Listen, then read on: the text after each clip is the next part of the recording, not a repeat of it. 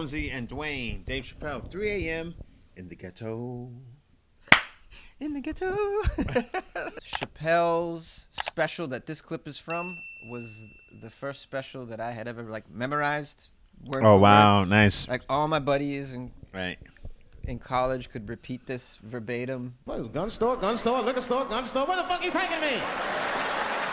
Killing Him Softly was such a huge influence on me, and I think a lot of young comics at that time, for sure. When I first ever did comedy, not the first time ever. First time ever was in Harlem at the Uptown Comedy Club. But then I used to go to the Village and do the Boston Comedy Club, which is in New York. It's kind of the Boston Comedy Club is in New York, or it was in New York. It's renamed now. And I would see him. I would go there to do open mics, and I would see him. And he wasn't famous yet, but he was bubbling.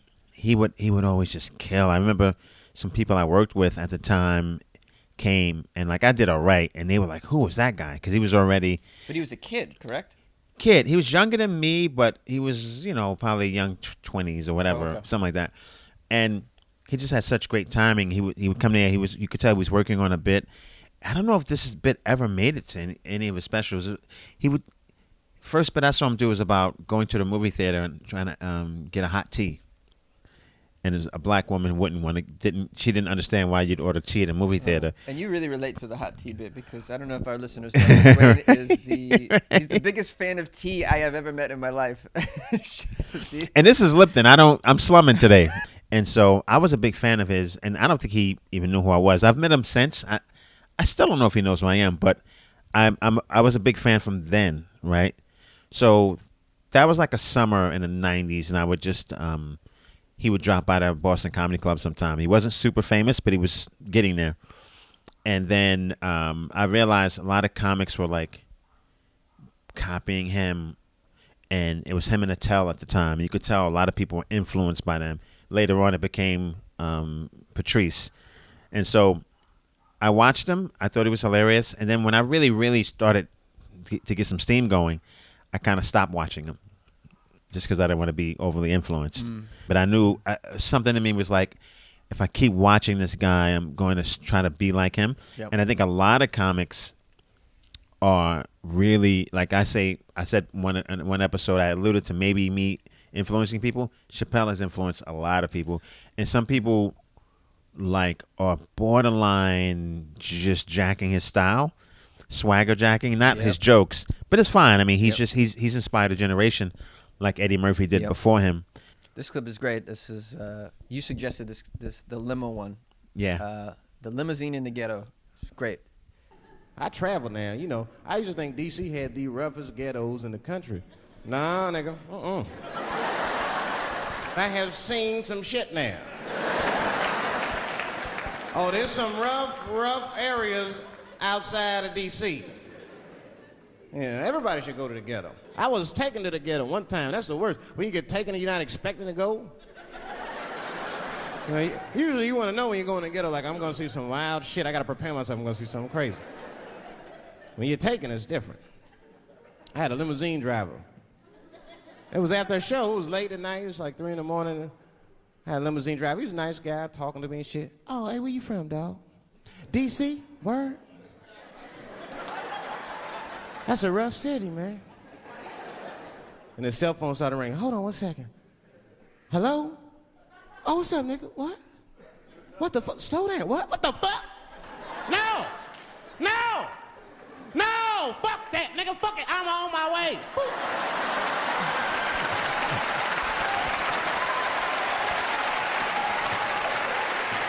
Hey.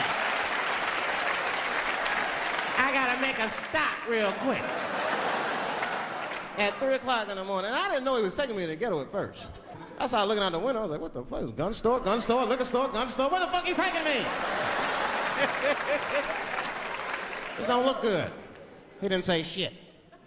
He just pulled up in front of an old rickety building that looked like a project. Now, I'd never been there before. I'm not sure if it was a project, but it certainly had all the familiar symptoms of a project. A fucking crackhead ran this way.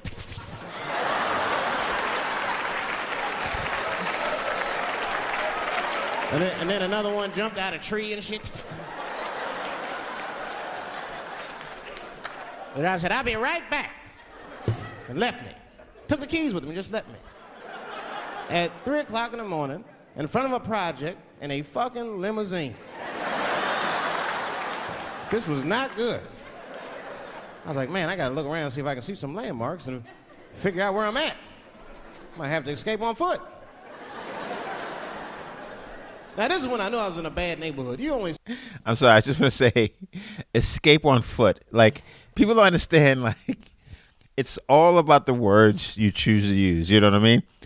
Yeah. Like, escape on foot is like, it's so lofty relative to the situation he's in. That's why it's really funny. Yeah. And the word symptoms. Oh, I wrote that down. I wrote the familiar symptoms of the project. I just love that word choice.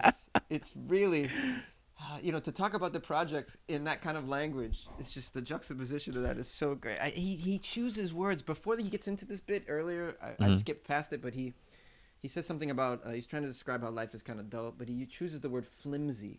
Right. And so the choice of words that he comes up with is just like to choose flimsy. I'm just like, this guy you could tell he really thinks about those kinds of words. I think the familiar symptoms, unbelievable. Yeah, it's absolutely. just great. It's just an added layer of Chappelle that most people don't really talk about when they talk about his act. Right. And before he got the show, I think his act outs were really underrated. I mean, you knew he was a great act out guy, but like the act out was amazing. The phone call, you know what I mean? Call. Yeah. Boop.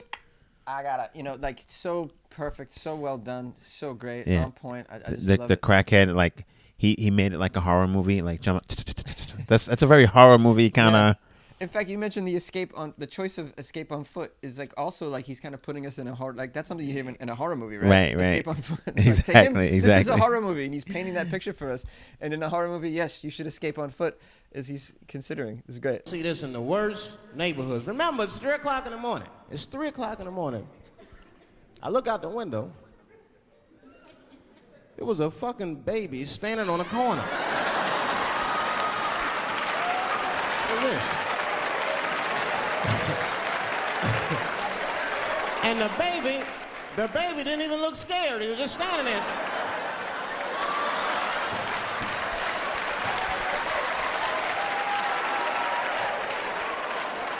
I mean, it made me sad. It made me sad, really. You know what I mean? Because I wanted to help the baby. I was like, I don't trust you either. I'm sorry. Click. Click. The old baby on the corner trick, eh? Not gonna fall for that shit.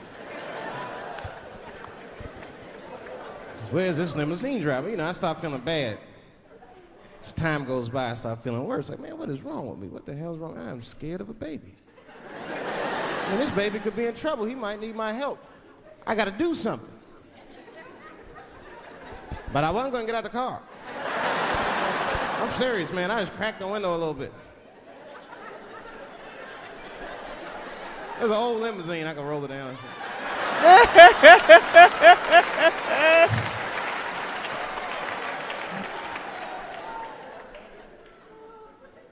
Hey, baby.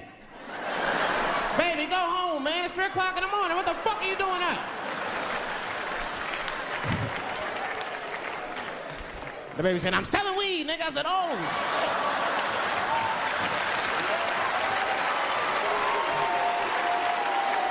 I wasn't expecting that.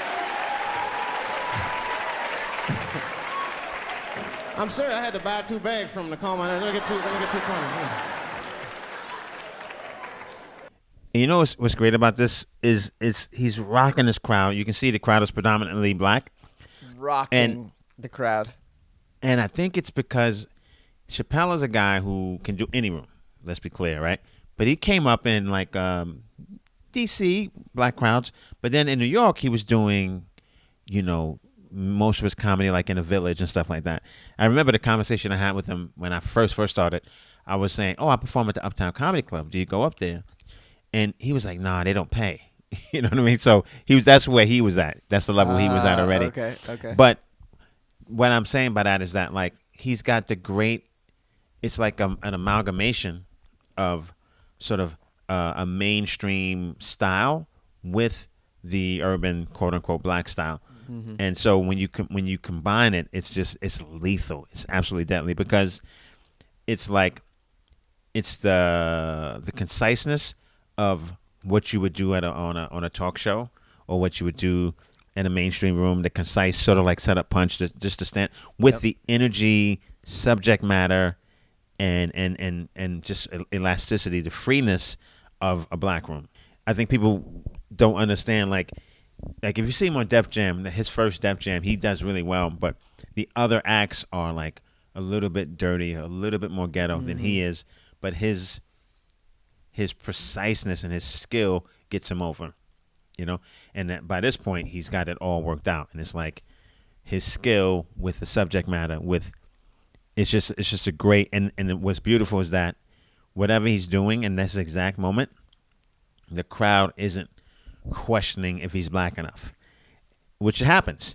But I think why he gets over it is his accent and what he's talking about.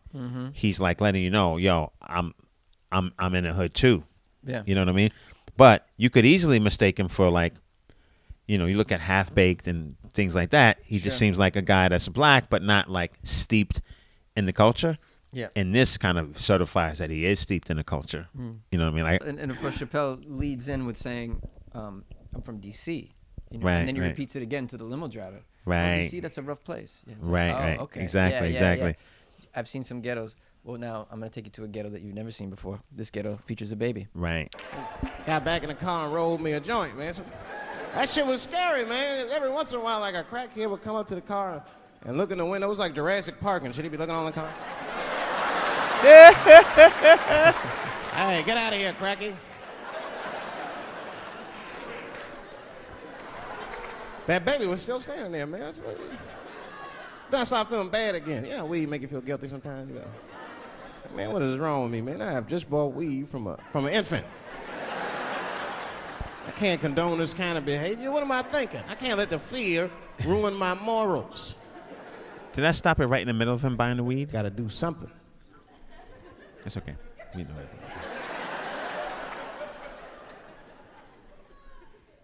Hey, baby.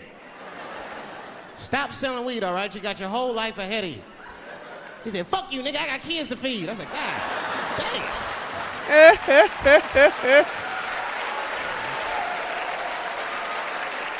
Sad. And just at that very moment, one of the crackheads was running across the street and got hit by a car. I know it was a hit and run. The police did it. That's all right. They sprinkled some crack on him and got back up. I love the choice of the word infant. Another incident where infant's a very funny word that you don't hear people use. But you imagine he's like, I don't know if this is how he thinks, but I always think like if I can't keep saying baby.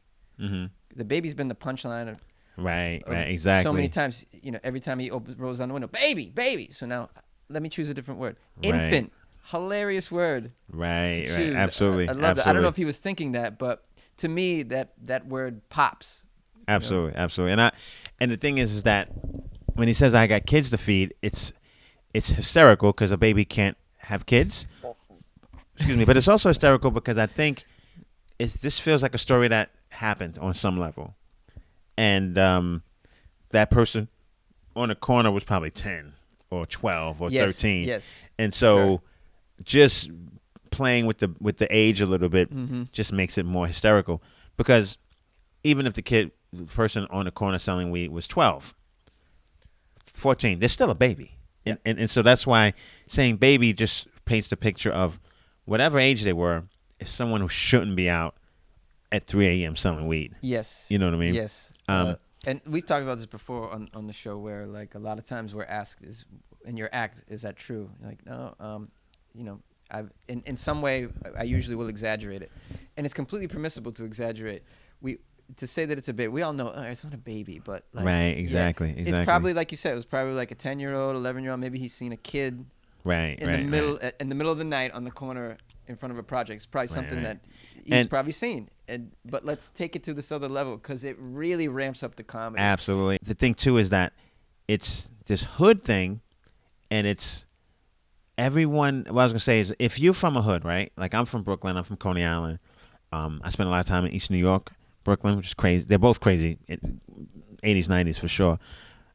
Brownsville, I used to live in. So I'm naming places that people who know these places are like, ooh, But still, when you go to another hood, even if it's not as tough, being in a foreign hood is just it's crazy. Like I'm comfortable enough in the hood, and like he said, like you mentally prepare yourself, but you don't choose when you're from the hood. You don't choose to be in another hood unless you're with someone from that hood, and they kind of co-sign on the situation.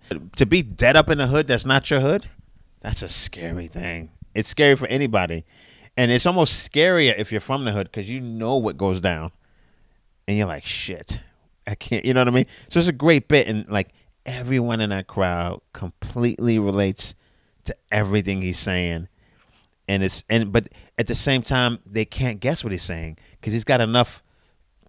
Like it's a perfect pitch to relate, but not completely guess. Like you write a song, you want a song that's catchy, that everyone can sing along to, but not so trite that people are like, you know what I mean? It's got to have enough of like, I've never heard this before. Yeah. Mixed with this is totally familiar. Makes the choice of Baby perfect too, because the lines that are the big swinging right uppercuts are the lines that the Baby he shut real quick. Right. I'm selling weed. I got kids to feed. So what a surprise to hear. You never hear those lines from a Baby. Absolutely. And he delivers it so quick. They come at you. Point. It's such the art of surprise in those two big, what I would call big right hooks. Right. Absolutely. I'm Absolutely. selling weed. And oh my God, out of a Baby's mouth. They do not see that coming. And then waits a little. He didn't do a third one, but he does a second one, which is Right. I got kids to feed. Like, wow, did not see that Absolutely. coming out of a Baby's mouth. Huge laughs from those. Huge laughs. And applause breaks. And because you don't explain it, it's funnier. You know what I mean? And like, because it's everyone's comedic mind works differently. Because some people could say, why are you talking, baby? Like a Jim Gaffigan or a Todd Barry, their two styles are similar. Jim is a little bit more known, but shout out to Todd Barry. That's my dude. I love Todd Barry. Todd Barry says, one of my favorite jokes of his is, he goes, I don't let people smoke in my house. Correction. I don't let men smoke in my house. I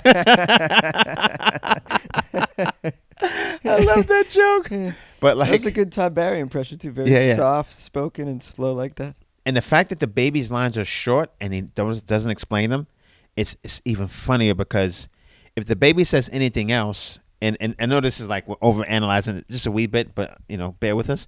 If the Baby says more, then the audience he knows he's in their brains. He's like messing with the circuitry. He's leading them to think this and think that. And if the Baby talks more, then the brain will start to, like, suspending disbelief will be a little harder. And eventually people are going to be like, oh, the Baby said all of that? So you don't even want them to go there.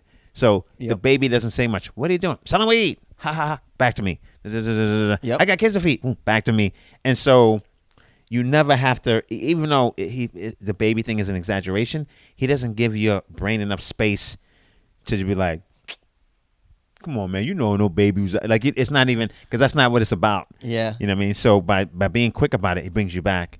After watching this clip, you haven't seen old Chappelle, a young Chappelle in a while. What are some of the major growths that you've seen? Because we've all watched those Netflix specials. What was there, 5 of them or something? Right, and right. There is a marked difference between the acts. What stands out most to me is the how serious he's gotten, how deep he's gone. That's true. And you know what's crazy is that I think for Chappelle, the show changed a lot.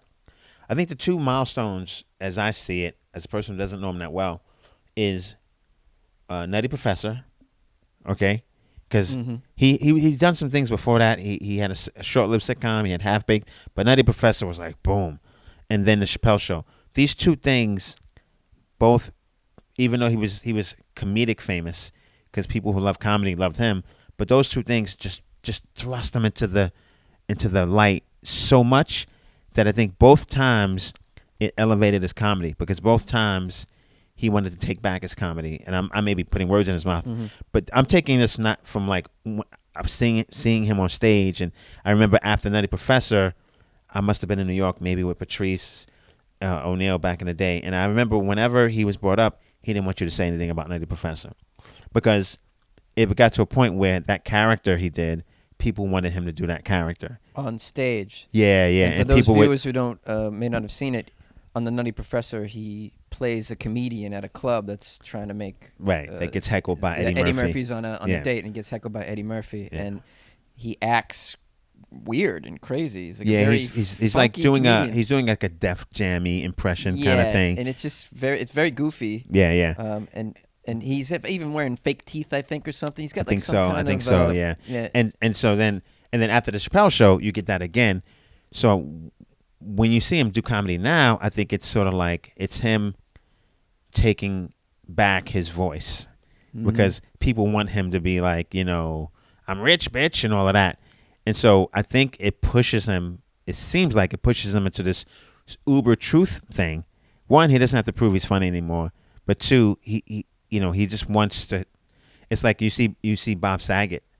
He's from Full House, and everyone knows him as he's what's his last name? Seaver. He's the dad. You see him live, wow, and he's pretty dirty. He's a dirty comic. Yeah, it's surprising. And it's kind of like, well, that's him taking back his voice, right? It's like I'm not gonna be the guy from Full House every time you see me. And Chappelle is like, I'm not the guy from Nutty Professor. Also, I'm not completely the Chappelle show. Those were sketches. That was me, but this is me now. And I think there's a lot of growth in that. When I first saw him, when I first used to see him, and when he first did Def Jam, he was super funny, but I feel like it was still like bit, like a bunch of funny bits put together. And then on this special, it started to have some cohesion. Killing Them Softly, a theme. Like, I'm killing being me, low key, standing here, not super dressed up. Back, this is the 90s. I don't have the 3-piece suit on that a lot of the other comics were wearing when they did their specials. I'm killing them softly. And so today, he's completely relaxed, completely comfortable. And it's weird you make me think of this. I'm saying these things. Everything I say is completely true, but I almost forget because I don't like to score points off it.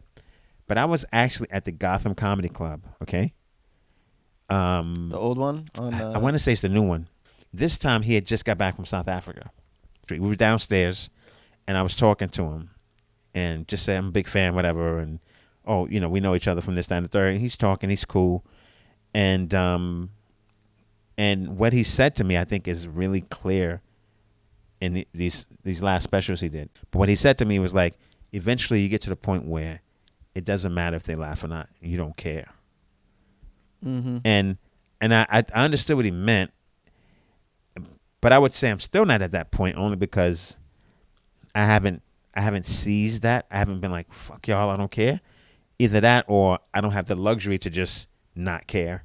Because not caring is a luxury too. It's like, all my bills are paid, my house is paid for. Yep. I'm just going to do what I want to do. That's right. Don't get me wrong, though. There's some people who have that, even if they don't have the financial stability, even if they aren't famous. No, but he said that. Good luck. He said that, and I think he meant it, and I think you see it in his comedy. It's like you get to the point where you don't care, and I think that's why he takes his time. And it just helps with your timing, helps with everything. But it is a bit of a luxury that he's more than earned. Yeah. He's more than earned. Sure. Yeah. And you can see it in those specials on Netflix. He is so comfortable going a long time without a laugh. That one when he ends on, he's just telling you about a book. Right. The pimp book. Oh, I love that story. Yeah. But he goes on and on telling the audience the whole crux of the book and the story. And there's minute after minute after minute. No laugh, really. I mean, those are the kinds of the things that he's doing now. And it shows you how comfortable he is and confident. And he really doesn't care. It's like he's doing this for himself. Well, I think what happens is when you have nothing left to prove, then you buy yourself that license. And he's so well known, and so he's proven over and over again how hysterical he is.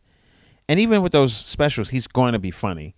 He just takes his time because he's proven that he doesn't need to rush, And I think that's a good thing. But I think the only bad thing about it is comics emulating that, who haven't earned that right, who are not at that point. Because the other thing about guys like him, I came up watching. He was above me, right? And chronologically, and Patrice and Dane, the guys we know in Boston, one thing I was commonplace with these guys is that if it dips, you know you got that 1 bit, that 2 bits, that 3 bits in his case. At any point, even bits we haven't heard, let alone the ones we do know that we all would love to hear, but at any point, if it's going that bad, and he would never do this because I don't think he would bail. I think he would just, he doesn't care if he bombs. But at any point, he's got 20 to 30 bits he could do, no matter how low the energy is, how much he's quote unquote lost them. He's got 20 bits he can do that'll get him right back. Mm-hmm. And I think a lot of people, do you have that joke that's going to get him right back? And if you don't, why are you letting them dip down so much? And I think and the reason why I say it's bad is what happens is people always copy the wrong things. People copy Richard Pryor, they copy the cursing. They don't copy the truth. They don't copy the act outs. Mm-hmm. And you see Chappelle, you copy the being provocative or talking about topics that are a little touch and go, but you're not copying the awesome timing, the incredible act outs, the impeccable writing that we talked about. So the good and bad thing, whenever you reach that height, you get people copying the wrong things. And then as comics, we go out and we see all these Chappelle-like dudes. Yep. And it's like, I'm not going to give you props for not getting laughs. You're not Chappelle. You know what I'm saying? Yeah. Like what he did was mindful and purposeful. Mm-hmm. You know what I mean? So, and that also leads to the argument of you get funny first, or you find your voice first. You know, people don't forget that Chappelle got funny first. Then he got his voice. It doesn't work the other way around, in my opinion. It doesn't work. Because who's going to book you? Right. I mean, who's going to book you? Oh, you're the guy that's not getting laughs. right. You're like, yeah, but aren't I original? No one's talking about the things I'm talking about. Yeah, that's great, no. But, at the end of the day, if you're not getting laughs, especially in the beginning, give us something to work with. Because what are you bringing as far as value goes to my show? Are you bringing a name, some TV credits? Absolutely. Are you going to bake me a cheesecake? What are you What are you going to bring for value to the show? Absolutely. If it's not laughs? And so then where are the opportunities going to come from unless you're just producing your own shows so you can do this thing that you want to do and no one can say no to you. Right. And the thing is what Zoom has done and a lot of, not only Zoom, but certain places you go to perform, especially now as me being a wily vet, I get there and I can see that everyone's trying to outdo the other in terms of taboo topics or coolness or energy. And then depending on what headspace I'm in, I might be there to work out a bit. I might not be there to be cool. You know what I mean? Like, that's cool. I came to do this one bit or whatever. And then, like, you can feel people like, oh, what is he doing? Like, this bit isn't as quote-unquote provocative or taboo. But I'm like, eat a dick, right? Because I'm not. Yeah. And the thing is, I'm not doing something hacky. I'm just doing something that I'm designing to get a laugh in a certain situation, and I don't need to apologize for it. But you can sense the competitiveness where, if Chappelle himself went to some open mics, they might be like even when Chappelle, one of his specials, he talked about having the transgender friend, and people thought it was tone deaf. And I'm like, what can be tone deaf about talking about your personal transgender friend? So even Chappelle, they tried to put in a box. Oh, he's lost it. He's getting he didn't lose shit. You put him in that box for your own gain because you need to promote this one, that one, this one, that one. So now you're trying to sell us that he's lost it. No, he's a master at this. Sit back and learn. And to discredit him is for personal gain, and we're not falling for it. Yeah, I don't think I need to tell the audience where they can watch Chappelle clips. He might be around. Yeah, you might be able to find. You should dig around a little bit. right. But that bit, I feel like that's just coming out. A bit of almost like his coming out party. He was already funny, but I think he was already funny. He was already a man amongst boys. He was funnier than his contemporaries and everything.